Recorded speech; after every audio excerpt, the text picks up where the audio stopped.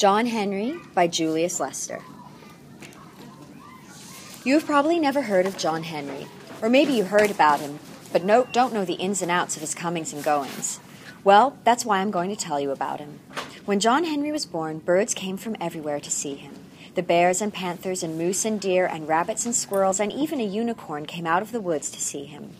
And instead of the sun tending to his business and going to bed, it was peeping out from behind the moon's skirts, trying to get a glimpse of the new baby.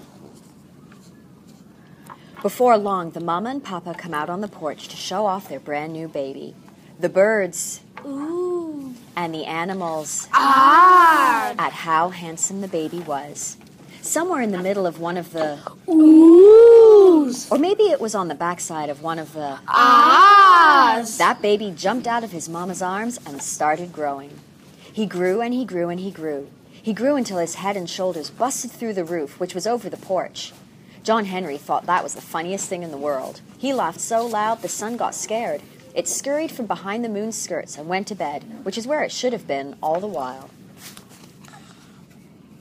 The next morning, John Henry was up at sunrise. The sun wasn't. He was tired and had decided to sleep in. John Henry wasn't going to have none of that. He hollered up into the sky. Get up from there! I got things to do and I need light to do them by! The sun yawned, washed its face, flossed and brushed its teeth, and hurried up over the horizon. That day, John Henry helped his papa rebuild the porch, which he had busted through, added a wing onto the house with an indoor swimming pool and one of them jacuzzis.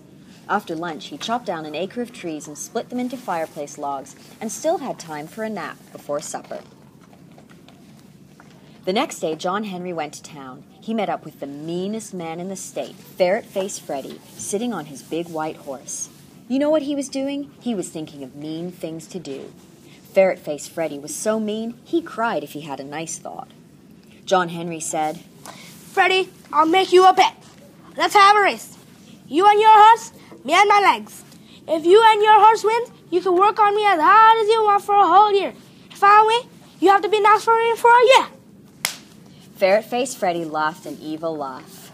It's a deal, John Henry. His voice sounded like bat wings on tombstones.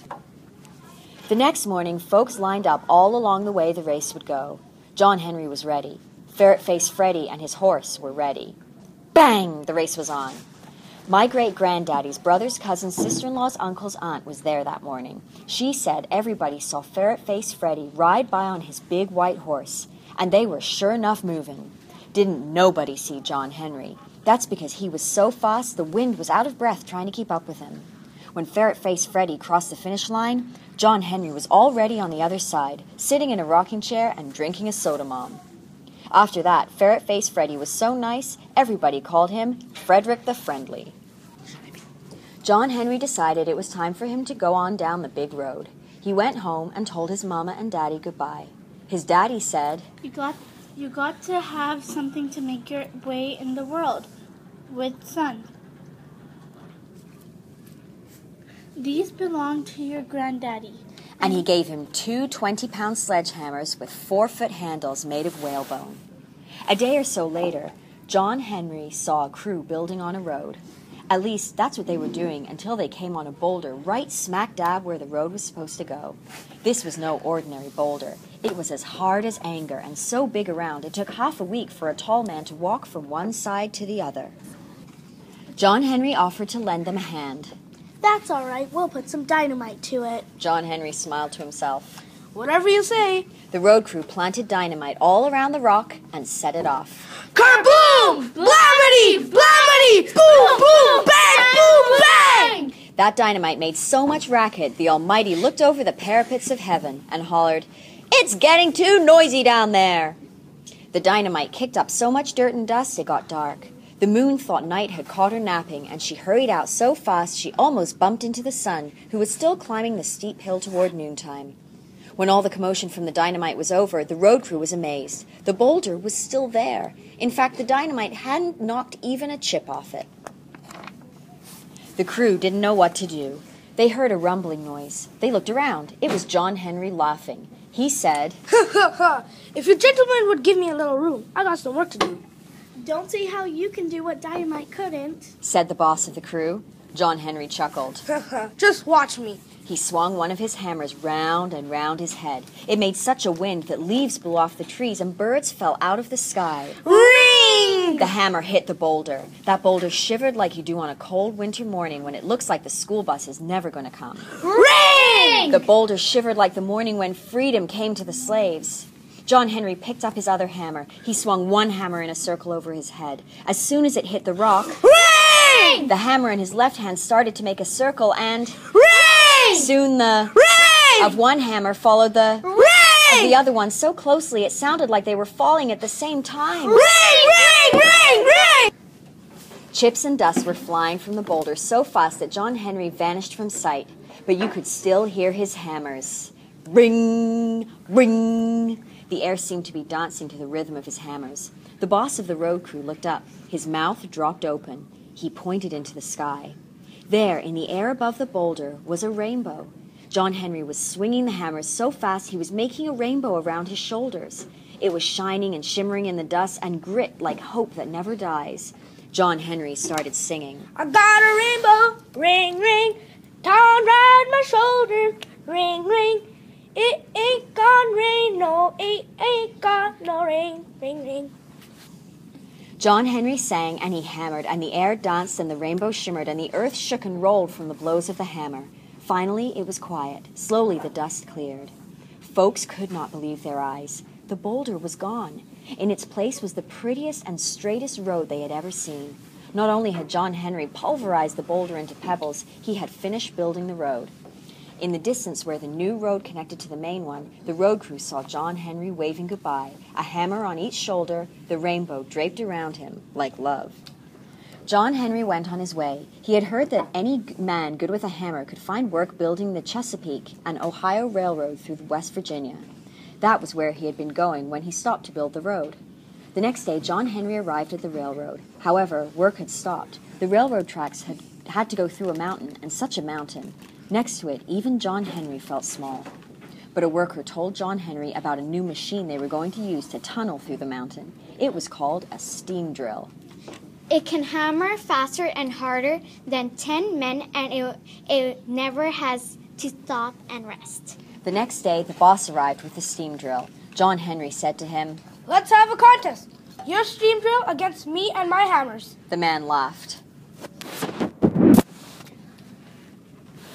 I've heard you're the best there was ever, John Henry. Where am I reading?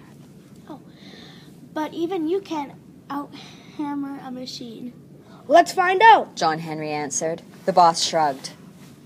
Don't make me. No, never mind. You start on the other side of the mountain, and I'll start on the steam drill over here.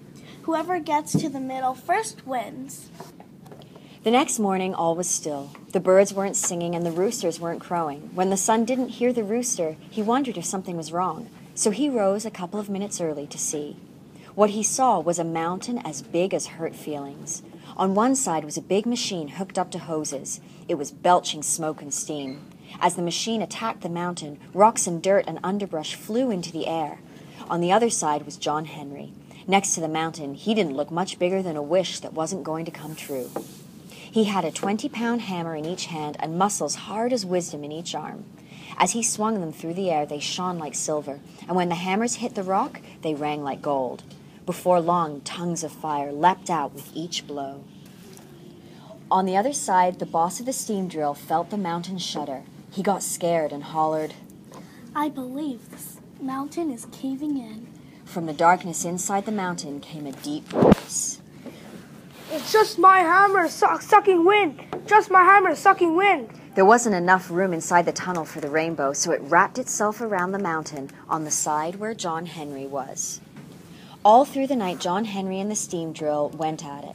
In the light from the tongues of fire shooting out of the tunnel from John Henry's hammer blows, folks could see the rainbow wrapped around the mountain like a shawl. The sun came up early the next morning to see who was winning. Just as it did, John Henry broke through and met the steam drill. The boss of the steam drill was flabbergasted. John Henry had come 1.25 miles. The steam drill had only come a quarter. Folks were cheering and yelling, John Henry! John Henry! John Henry walked out of the tunnel into the sunlight, raised his arms over his head, a hammer in each hand. The rainbow slid off the mountain and around his shoulders. With a smile, John Henry's eyes closed, and slowly he fell to the ground. John Henry was dead. He had hammered so hard and so fast and so long that his big heart had burst. Everybody was silent for a minute. Then came the sound of soft crying. Some said it came from the moon. Another one said she saw the sun shed a tear. Then something strange happened. Afterward, folks swore the rainbow whispered it. I don't know. But whether it was a whisper or a thought, everyone had the same knowing at the same moment. Dying ain't important. Everyone does that. What matters is How well you do your living. First, one person started clapping, then another and another. Soon everyone was clapping. The next morning, the sun got everybody up early to say goodbye to John Henry. They put him on a flatbed railroad car, and the train made its way slowly out of the mountains. All along the way, folks lined both sides of the track, and they were cheering and shouting through their tears. John Henry! John Henry! John Henry's body was taken to Washington, D.C. Some say he was buried on the White House lawn late one night while the President and the Mrs. President was asleep. I don't know about none of that. What I do know is this. If you walk by the White House late at night, stand real still, and listen real closely, folks say you might just hear a deep voice singing. I got a rainbow, ring, ring, tied around my shoulders, ring, ring. It ain't gonna rain, no, ain't gonna rain, ring, ring. The end.